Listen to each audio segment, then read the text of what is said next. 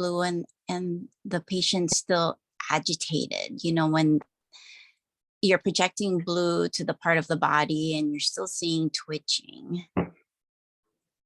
How do you tone that down more? Like the body's like jerking, or what's Jerking, happening? yeah, a jerking, or there's maybe due to like tension or pain. Yeah, When blue's you're not always going to resolve that. Like sometimes you need to do neurological re-education, which energetically would be the greenish violet, greenish yellow. okay. Do a lot. Yeah. And then do things that are calming and soothing to the person. Like even with the essential oils, going to like Lycia cubeba or lemongrass, you know, something that's kind of calming and soothing to the nervous system, especially the central nervous system. Even kava kava, like having them inhale kava kava quite a bit. The thing to also keep in mind is that you're going to be treating this person, and it's going to be like a progressive treatment. You're not just going to Right. like it and it's going to resolve. You're going to kind of treat it, and then you'll have to reevaluate, and then probably do something, you know, a little bit different, and then you'll treat them for a little while, and you'll have to reevaluate and treat them a little different. And the issue being that sometimes you go through and unwind it, the body shifts around, and sometimes there is emotional components that are like kind of lodged in the body. Like Right. even if you ask them, they might not even know that that's there. Like it's not like conscious. And so as you go through and you unwind these things, you want to kind of be aware of that. And so with that, there is like kind of a combination that I like to do with that. And I think we're doing it. God, where are we doing that at? The one that, what's that called? Phoenix technique? Let me look something up here real quick. Okay. Yeah, we're doing this in the Phoenix technique, where it's more about like healing situations, psychological things with people or difficult situations, but it has an impact on your like fascia. Like it has an impact on your soft tissue, and it's to use like things that are cleaning to the cords. Like they might not have issues, but like the cords that they have that are positive cords could be very, very dirty, right? It could be from an incident. Like, you know, a perfect example is, say this person got into a car accident 10 years ago. There's still cords to that car accident. And there's the physical injury, there's the psychological injury, there's still the energetic connection to that event, right? And so this is one of the things that we're going to be exploring in that Phoenix technique at the end of the month, is that we're unwinding from all these things that we're not always like conscious of. And so, you know, you do things to clean the cords, and then you follow it with the protective web blend. Right. So, you know, energetically, you could clean the cords and then clean the protective web. But the thing that I like doing it with oils is that we don't always even know, like consciously, like, oh, I should go to the car accident, or I should go to Uncle Bob, or I should deal with the guy at work, or, you know what I mean? Like we don't always know what it is. And so what I usually have them do is I have them start smelling like the etheric cords or the ironbark eucalyptus, and, you know, target a couple things. And then I usually tell them, just start thinking of stuff, and whatever starts popping in your head, keep thinking about it until it floats away. Like you're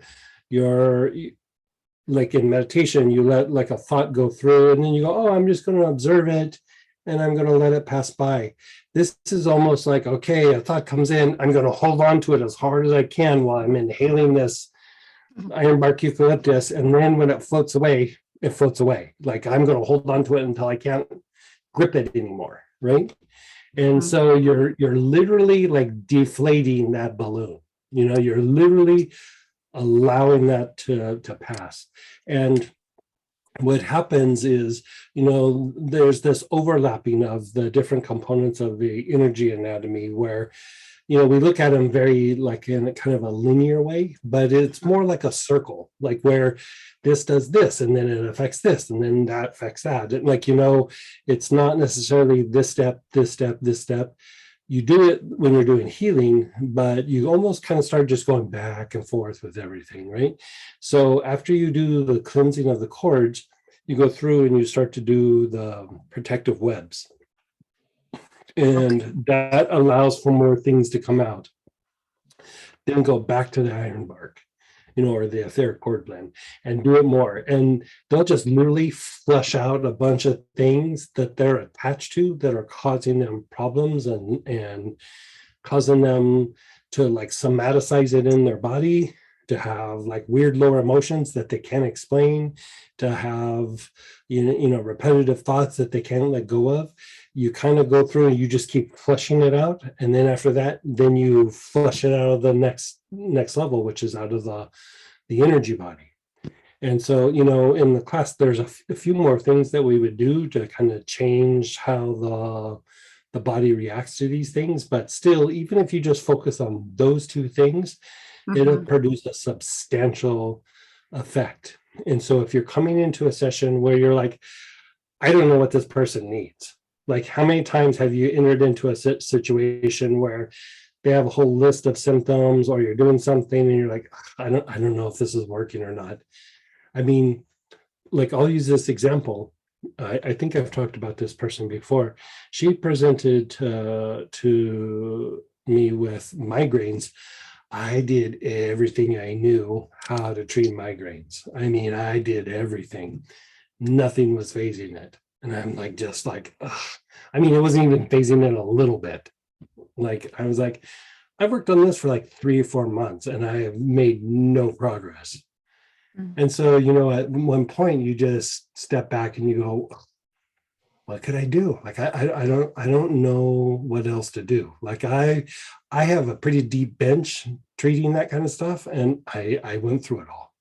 And so I just started asking the person questions, and I realized the migraine is not her, it's her husband, right? It's just, he wasn't even being weird with her. He was just in a situation at work that was toxic. And so we started cleaning up her cords between her and the husband, and the migraines completely went away. Completely. And I was like, What you do you don't know? think of like, I got to treat your husband to make you feel better, right? And so, I would do things like that with mothers with very ill babies. Is, there's such a connection that the mother wasn't causing it, but the stress and the concern and the worry, like if we could calm that down, the baby usually did better. It didn't heal the baby, but they would do better, right? And so, plus the mom's like super stressed out. Like, she's usually the primary caretaker and nobody else is helping. And, it's a lot. And so that's what made my brain go there, is like, there's always the potential for this. And so it can happen with people, but it can also happen with situations.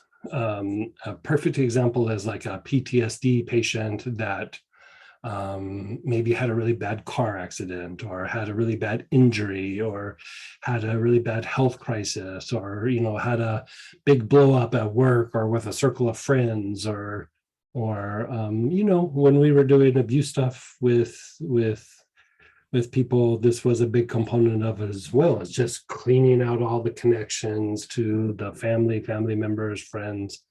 And it definitely accelerates the healing process. And so, a lot of times these things are a lot like an onion, right? Like, you go, okay, I'm treating stress, I'm treating trauma, I'm treating fear, I'm bringing in light, I'm bringing in love, you're doing all these things, but there's like levels to it. So even though you might be saying the same thing, there's like different levels that you're addressing and you're treating, and it's also in different systems. And so you keep kind of coming at it from these different ways to try to unwind this. And so, going back to the person who like maybe has a lot of twitches when you're trying to unwind something, or a new person where you're like, I really don't know where to begin.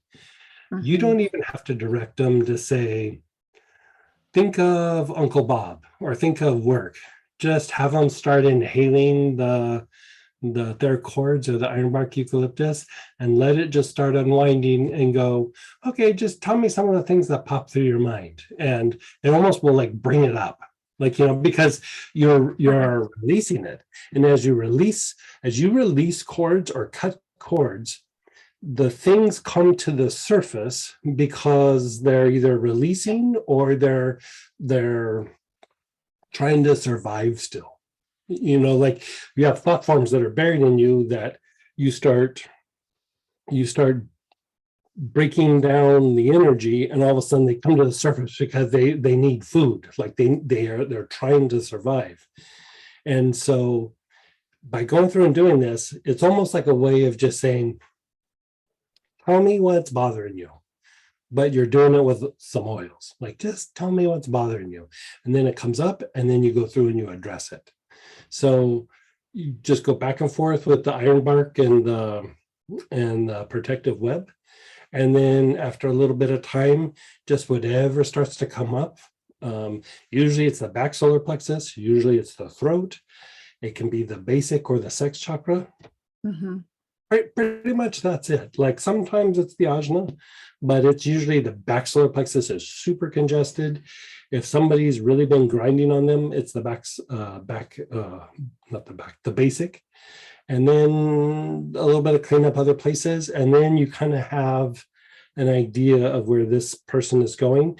And during the healing, you're not wrestling with their connections to all these things.